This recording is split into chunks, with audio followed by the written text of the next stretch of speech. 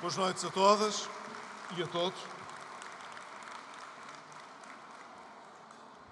Cara Helga Correia, que é a Presidente aqui das Mulheres Social-Democratas de Oliveira das Meias e que presida um núcleo, portanto, que tem muitas tradições. Provavelmente, quem nos está a ouvir não sabe, quem está aqui está farta de saber. Mas Oliveira das Meias tem uma história muito especial no que toca à organização das mulheres social-democratas. Este é um núcleo que se organizou há talvez perto de 30 anos. O que significa, portanto, que é não um acaso, mas fruto de uma longa tradição e de muito trabalho, o facto de estarmos aqui hoje a comemorar o Dia Internacional da Mulher, com algum desfazamento, mas essa era a intenção deste jantar, era poder assinalar o Dia Internacional da Mulher desta forma tão especial e num jantar tão diferente do que é habitual. Quero, portanto, felicitar a Helga e, por intermédio dela, toda a equipa que tem permitido aqui em Oliveira das Meias fazer um trabalho tão importante e inspirador para outros concelhos e para outros distritos do país.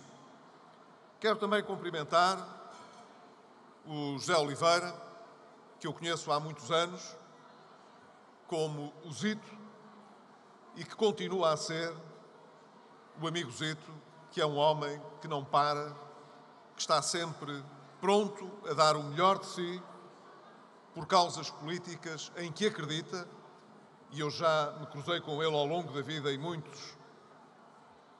muitas circunstâncias que nos permitiram conhecer as suas convicções e a sua capacidade de intervenção política. Tem sido, ao longo de muitos anos, uma mais-valia importante no PSD, não apenas de Oliveira das Meias, mas também de Aveiro e do PSD Nacional.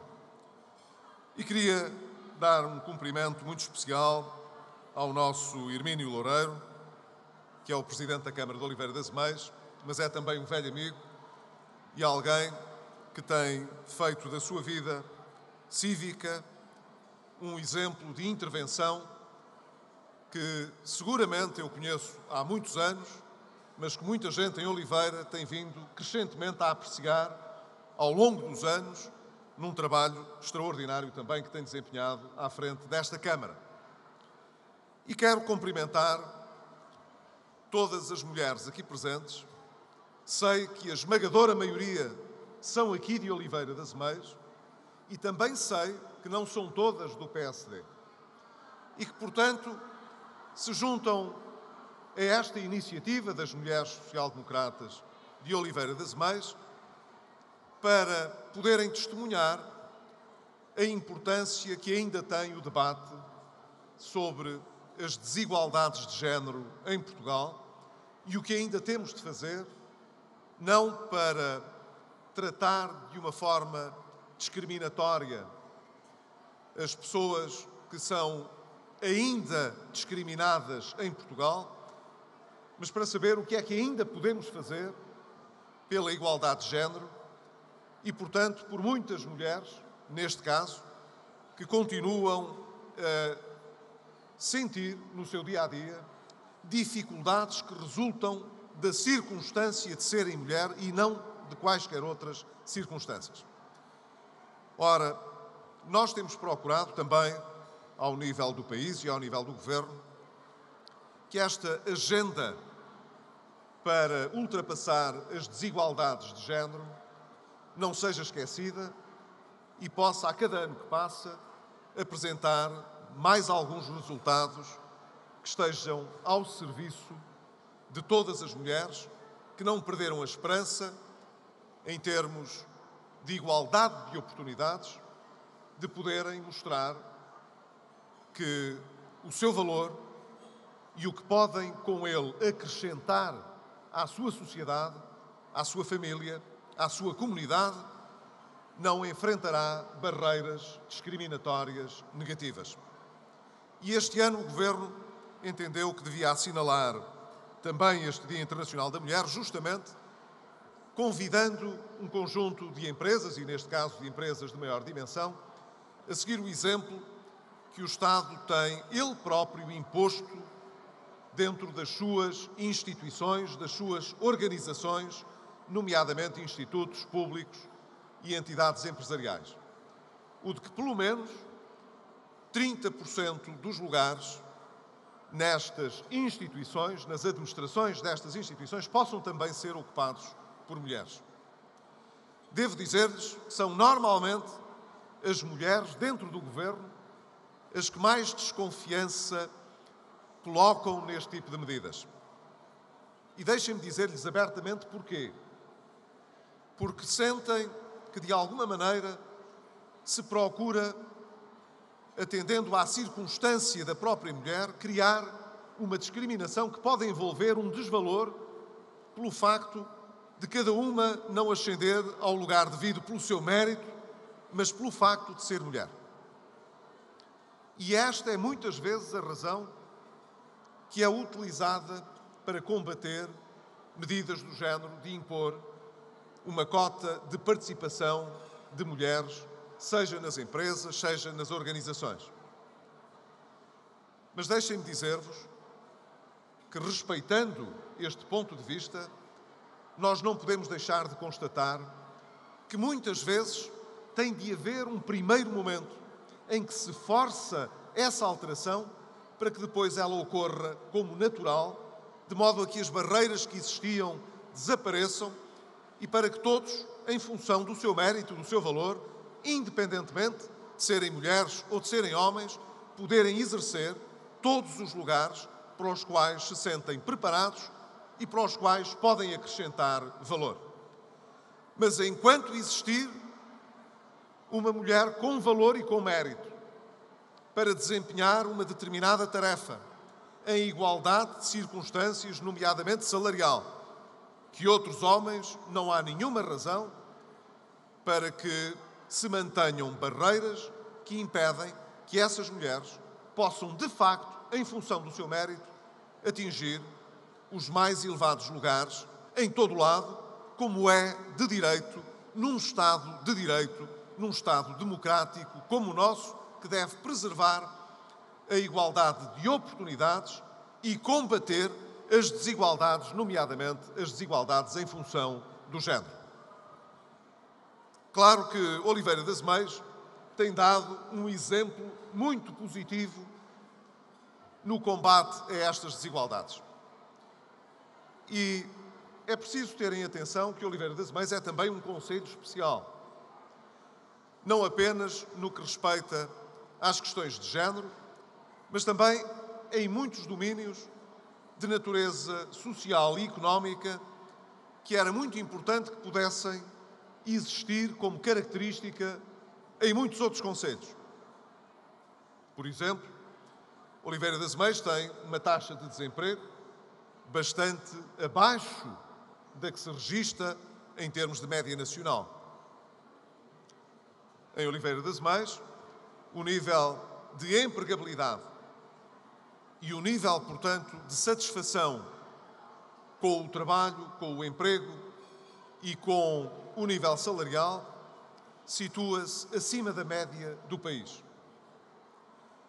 É importante que se diga que isto acontece porque Oliveira das Meias é também um concelho em que o nível de desenvolvimento económico e empresarial é muito elevado. E isso deve-se a várias circunstâncias, mas algumas delas são seguramente o facto de ter, ao longo dos anos, persistido aqui um nível de intervenção, um nível de empreendedorismo muito especial que se foi reproduzindo e alargando a diversas áreas económicas.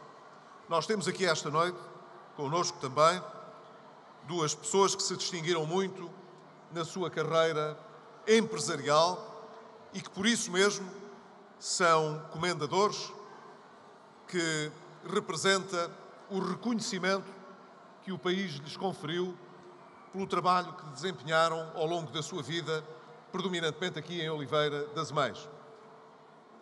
E não posso deixar, relativamente a qualquer deles, quer ao António Rodrigues, quer ao Casimiro de Almeida, de endereçar um abraço muito forte, de reconhecimento pela sua capacidade empreendedora, pela persistência que sempre demonstraram nos projetos mais ambiciosos e que hoje significam capacidade de atração de investimento para Portugal, capacidade de investimento português fora de Portugal, noutros mercados, e uma capacidade de exportação que é notável e que acrescenta valor ao país, emprego a Oliveira das Meias e qualidade de vida em toda esta região.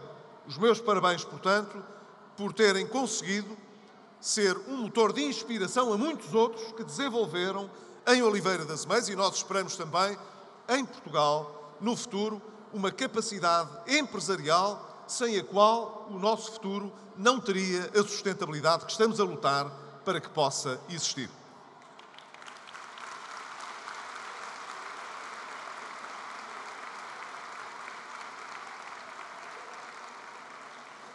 Nós, ao longo destes anos, procuramos, além de corrigir desequilíbrios muito grandes que foram acumulados durante muitos anos, procuramos, dizia eu, fazer também reformas importantes que tragam o crescimento da nossa economia sem mais endividamento, com mais emprego sustentável e, portanto, com maior equidade na distribuição da riqueza. Procuramos, por essa razão, privilegiar tudo o que tem relação com a capacidade empreendedora, com as empresas e com a economia.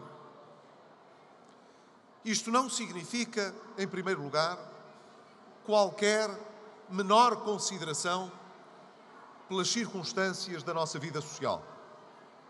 Antes, pelo contrário. Quem tem preocupação social em Portugal é quem defende o investimento, o crescimento da nossa economia, o rigor das nossas contas públicas, o equilíbrio das nossas finanças.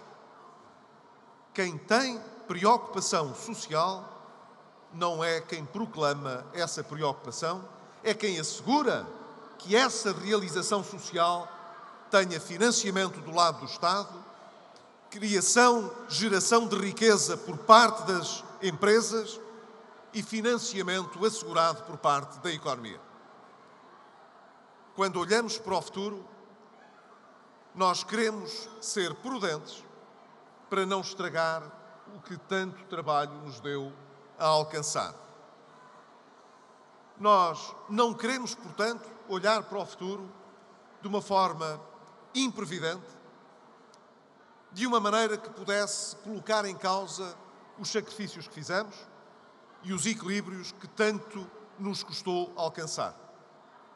Mas isso não significa que, querendo preservar o rigor para o futuro, mantendo os nossos pés bem assentes na terra, para que os nossos sonhos não sejam fantasias, se possam realmente concretizar, que nós temos de olhar também para o futuro, reforçando a nossa capacidade de investimento, tornando as nossas empresas mais inovadoras, em que o conhecimento possa acrescentar mais valor aos nossos serviços, aos nossos produtos, seja naqueles que fazemos para o nosso mercado interno, seja aqueles que produzimos a pensar nas exportações e no mercado global.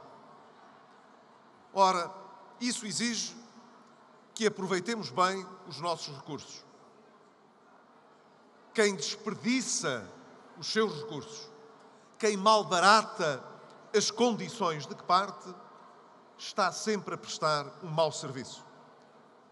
Não é preciso pensar nas circunstâncias mais dramáticas, mais limite, a que chegámos em 2011. Embora, infelizmente, tivéssemos repetido em 40 anos de democracia por 3 vezes circunstâncias tão dramáticas como aquelas que deixámos já atrás de nós.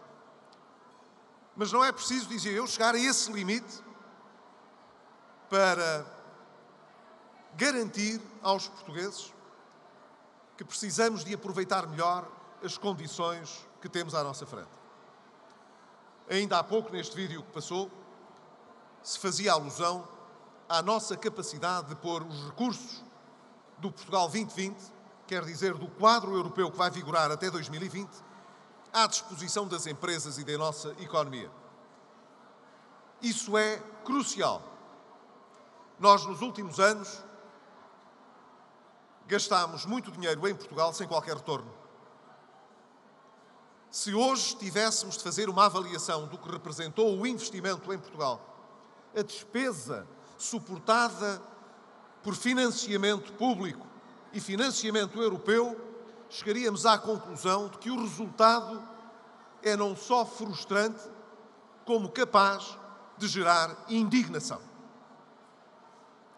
Porque, sabem, eu nunca vi gente rica, países ricos, sociedades desenvolvidas a desperdiçar recursos. Mas quando uma sociedade não é rica, quando uma sociedade precisa de valorizar todo o pecúlio que tem, toda a oportunidade que se lhe oferece, aí ainda tem mais valor saber aproveitar bem essas oportunidades e não as desperdiçar. De cada vez que se gastou mal o dinheiro que tínhamos à disposição para recuperar o nosso parque escolar, ficaram muitas escolas por recuperar que ainda hoje precisam de investimento e que poderiam ter tido esse investimento se outro, mal aplicado, não tivesse sido utilizado no passado. Muitas sociedades locais, muitos parques empresariais, teriam hoje melhores acessibilidades às grandes infraestruturas rodoviárias e estariam, portanto, mais próximas dos mercados relevantes se, em vez de termos malbaratado tanto desse dinheiro em grandes infraestruturas, tivéssemos aproveitado esse dinheiro para fazer esses investimentos para drenar aquele que é o produto das empresas que é importante para o nosso país. De cada vez que desperdiçamos recursos e oportunidades, acrescentamos nuvens negras no nosso horizonte. E nós não queremos, nem merecemos, ter um futuro com nuvens negras, queremos ter um horizonte mais limpo, mais livre e mais esperançoso para poder construir um futuro para o nosso país. Ora, é isso que estamos a fazer.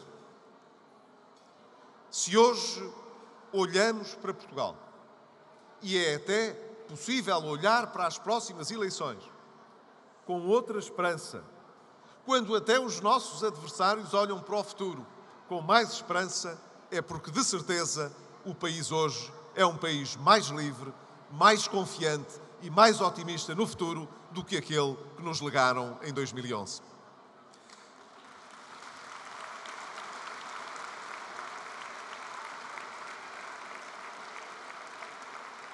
Mas precisamos de alargar ainda mais essa perspectiva. Eu creio que os portugueses, quando olham para nós, para o que temos feito e para o que nos propomos fazer, sabem que nós temos uma estratégia definida. Sabem que não governamos ao ciclo eleitoral, ao sabor do taticismo político. Se o tivéssemos feito, não sei se teríamos mais popularidade, mas não teríamos conquistado nem mais respeito, nem mais futuro para o nosso país. Por essa razão, é importante que o próximo ciclo que estamos a viver seja jogado com a mesma responsabilidade, seja encarado com a mesma seriedade.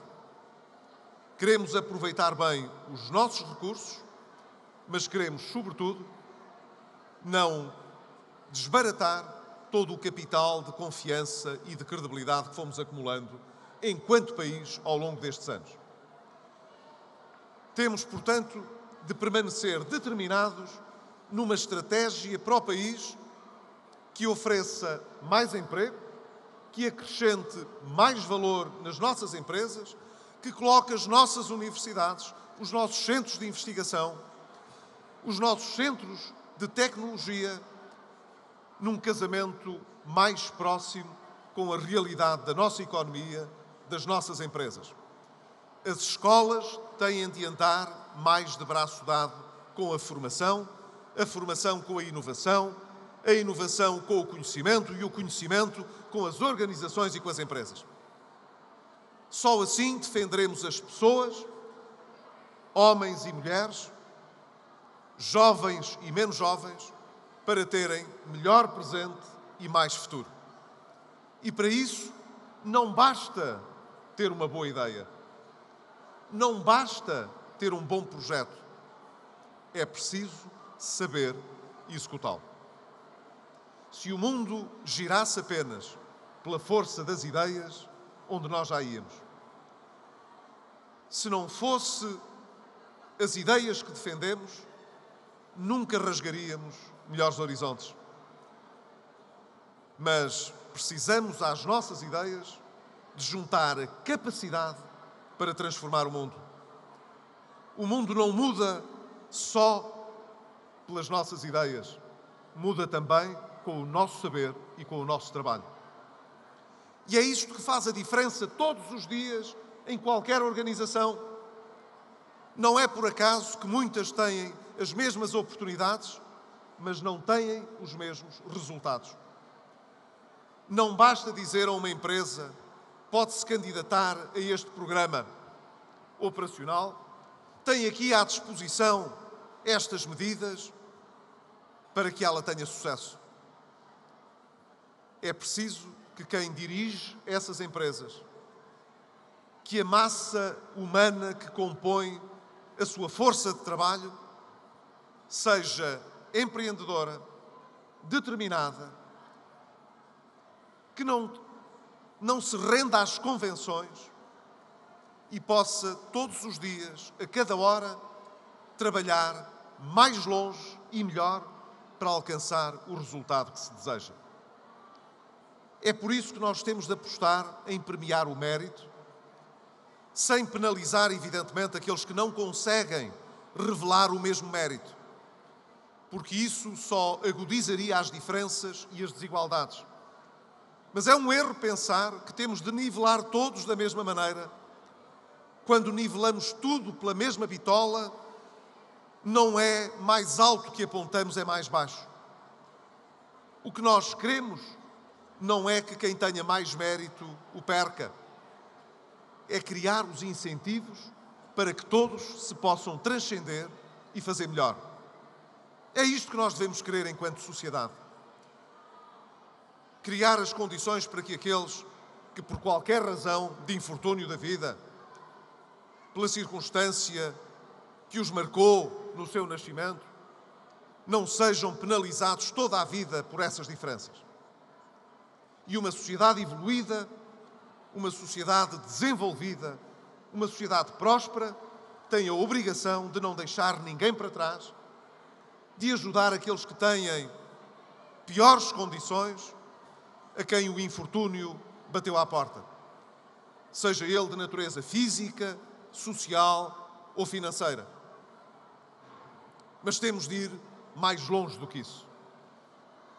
Se precisamos de defender as crianças, de defender os jovens, os mais idosos que se defendem pior, e aqueles que de todo se podem defender, como são os deficientes, se temos de ter respostas sociais para aqueles que são mais vulneráveis, temos também de criar um incentivo adequado para que as pessoas, de um modo geral, possam ter mobilidade social, possam subir na sua vida, não à custa de ajudas sem sentido, de um existencialismo que só reproduz a pobreza, mas através de incentivos que coloquem as pessoas a terem mais ambição, a progredirem no seu trabalho, a irem mais longe na sua comunidade, a acrescentarem alguma coisa à sua vida, à dos seus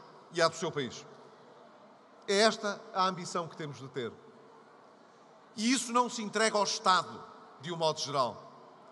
Não se entrega indiferentemente às associações ou às organizações. Isso depende da nossa ambição pessoal, depende de lutarmos todos os dias numa sociedade que não deve criar discriminações artificiais, barreiras artificiais, complicações artificiais, para que possamos livremente decidir quem queremos ser, como queremos ser e aonde queremos chegar. É, no fundo, este sonho, que eu acho que é um sonho que todos os portugueses tiveram quando, em 1974, puderam conhecer a democracia e achar que tinham, da sua livre escolha, a capacidade para construir o seu futuro. E 40 anos envolvidos, muitos acham que não valeu a pena. Que os anos de progresso que tivemos não foram iguais para toda a gente. Que a economia que se construiu, apesar de termos integrado a Europa e o projeto europeu e a moeda europeia, não se distribuiu da mesma maneira por todos. Que a economia que construímos tinha filhos e enteados, setores mais protegidos, politicamente mais acarinhados e outros que tiveram de fazer mais pela vida lutando contra essas discriminações. Pois fiquem a saber, temos feito muito em Portugal para lutar contra essa sociedade de privilégio, contra essa sociedade de desigualdades que muitos quiseram que permanecesse no país de hoje. Hoje temos um governo e uma mentalidade em Portugal que não permite que esses velhos privilégios voltem a sentar-se à nossa mesa. Podemos não saber fazer tudo bem e não reclamaremos nunca ter feito tudo bem, mas não andamos a impor aos portugueses custos desnecessários e acrescidos pelas perdas privadas dos que não souberam organizar os seus negócios ou não conseguiram dar sustentabilidade às suas empresas. E se estamos preocupados com todos aqueles que se sentiram penalizados por esses resultados, por todos aqueles que perderam uma oportunidade de emprego por essa razão, por ter havido má gestão, por ter havido falta de visão, por ter havido mesmo falta de ética na maneira como as suas empresas ou os seus negócios foram geridos, muitas vezes no passado com a cumplicidade do Estado e dos governos, teremos de lhes dizer que não baixaremos os braços enquanto eles não voltarem, como trabalhadores, como cidadãos, a terem novamente a oportunidade de regressar ao mercado de trabalho, a gerar riqueza e realização que os dignifique a si próprios, às suas famílias, ao seu país.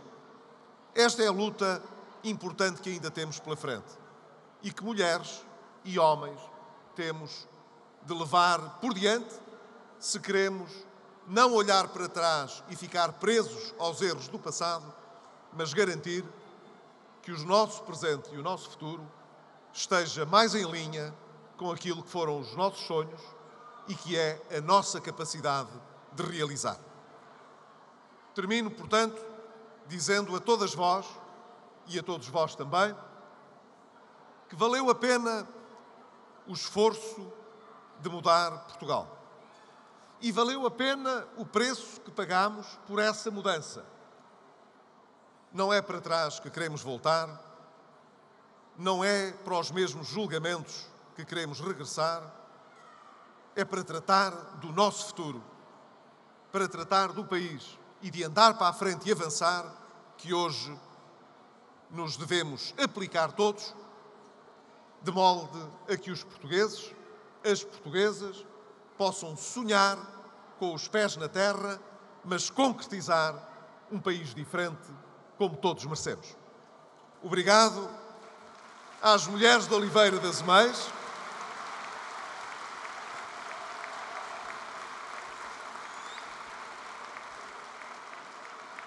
E obrigado também aos homens de Oliveira das Meias, que com elas têm feito a mudança no seu concelho, e a todas as mulheres e homens de Portugal que não perderam a esperança, que não se renderam às desgraças do passado e que estão disponíveis para construir um futuro melhor. É esse futuro melhor que todos vamos construir em conjunto. Um abraço e uma boa noite.